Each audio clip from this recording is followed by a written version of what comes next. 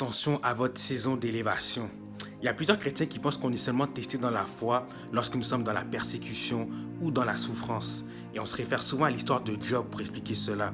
Oui, la souffrance et la persécution sont des choses qui sont inévitables pour la vie du chrétien parce que ça nous permet de bien représenter le Christ, mais aussi ça permet aussi de construire notre foi à bien. Cependant, chaque saison que tu vas traverser dans le futur ou les saisons que tu traverses en ce moment ou les saisons que tu as traversées dans le passé, chaque saison, que ce soit une saison de bénédiction ou une saison de persécution, tu peux toujours en retirer une leçon. Si on va dans Ecclésiaste, ça dit qu'il y a un temps pour planter et il y a un temps pour retirer ce qui est planté.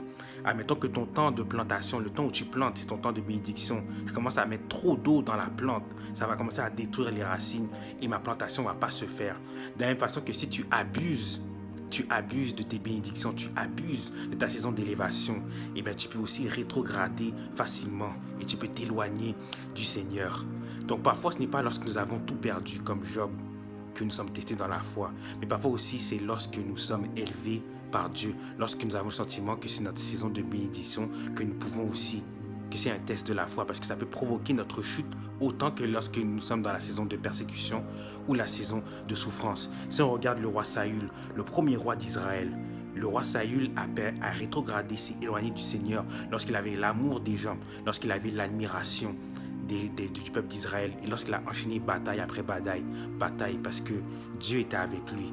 Mais le moment où l'orgueil est venu dans son cœur, Dieu s'est retiré de lui. Il a commencé à avoir les défaites, il n'avait plus l'admiration des gens.